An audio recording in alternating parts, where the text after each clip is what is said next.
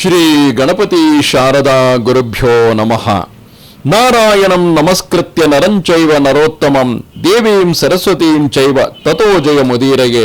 ಶ್ರೋತೃಗಳಿಗೆ ಶ್ರೀಮನ್ ಮಹಾಭಾರತದ ಆದಿಪರ್ವದಲ್ಲಿ ರುರು ಡುಂಡುಭರ ಸಂಭಾಷಣೆ ಎಂಬ 10ನೆಯ ಅಧ್ಯಾಯಕ್ಕೆ ಸ್ವಾಗತ.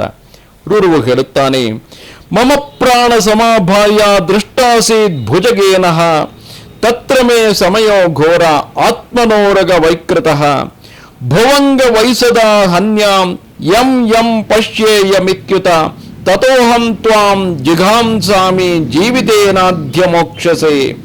ನಿರಪರಾಧಿನಿಯಾಗಿದ್ದ ನನ್ನ ಪ್ರಾಣ ಸ್ವರೂಪಳಾಗಿದ್ದ ನನ್ನ ಪ್ರಿಯತಮೆಯನ್ನು ಸರ್ಪವೊಂದು ಕಚ್ಚಿತು. ಅಂದಿನಿಂದ ನಾನು ನನ್ನ ಕಣ್ಣಿಗೆ ಕಂಡ ಸರ್ಪಗಳನ್ನೆಲ್ಲ ಕೊಲ್ಲುವುದಾಗಿ ಘೋರವಾದ ಪ್ರತಿಜ್ಞೆಯನ್ನು ಮಾಡಿದ್ದೇನೆ. ಆ ಕಾರಣದಿಂದಲೇ ನಾನು ನಿನ್ನನ್ನು ಸಹ ಕೊಲ್ಲಲು ಉದ್ಯುಕ್ತನಾಗಿದ್ದೇನೆ. ಈ ಕ್ಷಣದಲ್ಲಿಯೇ ನೀನು ಜೀವಿತದಿಂದ ಬಿಡುಗಡೆಯನ್ನು ಹೊಂದುವೆ. ರುರುವು ಆ ಡುಂಡುಬ ಜಾತಿಯ ಸರ್ಪಕ್ಕೆ ಹೇಳುತ್ತಾನೆ.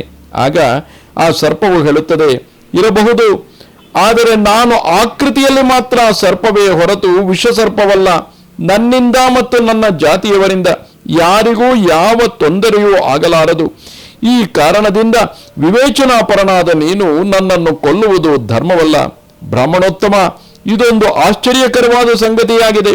ಅನರ್ಥಗಳನ್ನು ಅನುಭವಿಸಬೇಕಾಗಿ ಬಂದಾಗ ಈ ಡುಂಡುಬ ಜಾತಿಯ ಸರ್ಪಗಳು ಇತರ ಸರ್ಪಗಳೊಡನೆ ಪರಿಗಣಿತವಾಗುತ್ತವೆ. ದುಃಖದಲ್ಲಿ ಮಾತ್ರ ಇವು ಇತರ ಸರ್ಪಗಳೊಡನೆ ಪಾಲುಗೊಳ್ಳುತ್ತವೆ. ಸುಖ ಸಮಯದಲ್ಲಿ ಮಾತ್ರ ಪ್ರತ್ಯೇಕವಾಗಿಯೇ ಉಳಿಯುತ್ತವೆ. ವಿಷ ಸರ್ಪಗಳಿಗೆ ಸಿಕ್ಕುವ ಸುಖವು ಈ ಡುಂಡುಬ ಸರ್ಪಗಳಿಗೆ ಸಿಕ್ಕುವುದಿಲ್ಲ. ಸರ್ವಜ್ಞನಾದ ನೀನು ಇವೆಲ್ಲವನ್ನು ಪರ್ಯಾಲೋಚಿಸಿ ಡುಂಡುಬ ಜಾತಿಯ ಸರ್ಪಗಳನ್ನು ಹಿಂಸಿಸದಿರುವುದು ಯೋಗ್ಯವಾಗಿದೆ. ಏಕೆಂದರೆ ಇಲ್ಲಿ ವಿಷಸರ್ಪಗಳು ಎಂದು ತಿಳಿದೊಡನೆ ಜನ ಅವುಗಳಿಂದ ದೂರ ಹೋಗುತ್ತಾರೆ, ತೊಂದರೆ ಕೊಡುವುದಿಲ್ಲ. ಅವು ವಿಷಸರ್ಪಗಳು ಅಂದರೆ ಕೆಟ್ಟ ಮನುಷ್ಯರೆಂದು ಕೂಡಲೇ ದೂರವಿರುತ್ತೇವೆ. ಸಾಧು ಜನರು ಎಂದೊಡನೆ ಅವರನ್ನು ಹಿಂಸಿಸುವ ಸಲುವಾಗಿ ಹೋಗುತ್ತೇವೆ. ಇಲ್ಲಿ ಡುಂಡುಬ ಜಾತಿಯ ಸರ್ಪಗಳು ವಿಷಸರ್ಪಗಳಲ್ಲ, ಸಾಧು ಜಾತಿಯ ಸರ್ಪಗಳು. ಆದರೆ ಸರ್ಪದ ಆಕಾರವಿದೆ ಎಂಬ ಕಾರಣದಿಂದಾಗಿ ಅವು ಹೇಗೂ ವಿಷಪೂರಿತವಾಗಿರುವುದಿಲ್ಲ ಎಂದು ತಿಳಿದ ಮೇಲೆಯೇ ಜನ ಅವುಗಳನ್ನು ಬಲವಾಗಿ ಹಿಡಿದು ಸಾಯಿಸಿ ಬಿಡುತ್ತಾರೆ. ಆದ್ದರಿಂದ ಡುಂಡುಬವು ಹೇಳುತ್ತದೆ, ಸುಖದಲ್ಲಿ ನಾವು ಪಾಲ್ಗೊಳ್ಳುವುದಿಲ್ಲ, ದುಃಖದಲ್ಲಿ ಸಾವಿನಲ್ಲಿ ಪಾಲ್ಗೊಳ್ಳುವಂತಹ ಸ್ಥಿತಿಯಾಗಿದೆ ನಮ್ಮದು. ಶೌನಕರೇ, ಡುಂಡುಬ ಸರ್ಪವು ಹೇಳಿದುದನ್ನು ಕೇಳಿದ ರುರುವು ಭಯದಿಂದ ಉದ್ವಿಗ್ನವಾಗಿದ್ದ ಆ ಡುಂಡುಬ ಸರ್ಪವನ್ನು ಯಾವನೋ ಒಬ್ಬ ಶಾಪಗ್ರಸ್ತ ಋಷಿ ಇರಬಹುದೆಂದು ಭಾವಿಸಿ ಕೊಲ್ಲಲಿಲ್ಲ. ಡುಂಡುಬ ಸರ್ಪವನ್ನು ಆಶ್ವಾಸನೆಯ ಮಾತುಗಳಿಂದ ಸಮಾಧಾನಪಡಿಸುತ್ತಾ ಪ್ರಶ್ನಿಸುತ್ತಾನೆ, ಭುಜಂಗಮ, ಈ ವಿಧವಾದ ಸರ್ಪಯೋನಿಯಲ್ಲಿ ಜನ್ಮ ತಾಳಿರುವ ನೀನು ಯಾರು? ನಿನ್ನ ಮಾತನ್ನು ಕೇಳಿದರೆ ನೀನು ನಿಜ ಸರ್ಪವಲ್ಲ ಎಂಬುದು ಸ್ಪಷ್ಟವಾಗಿ ತಿಳಿಯುತ್ತದೆ. ಆದುದರಿಂದ ಎಲ್ಲ ವಿಷಯಗಳನ್ನು ಮರೆಮಾಚದೆ ಹೇಳು.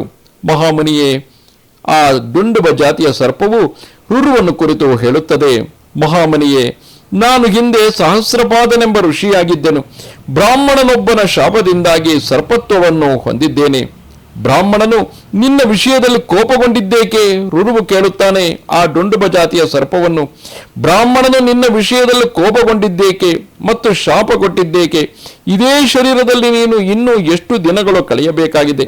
ಮುಂದಿನ ಅಧ್ಯಾಯದಲ್ಲಿ ಆ ಡುಂಡುಬವು ತನ್ನ ಆತ್ಮಕಥೆಯನ್ನು ಹೇಳಲಿದೆ ಎಂಬಲ್ಲಿಗೆ ಮಹಾಭಾರತದ ಆದಿಪರ್ವದಲ್ಲಿ 10ನೆಯ ಅಧ್ಯಾಯವು ಮುಗಿಯಿತು.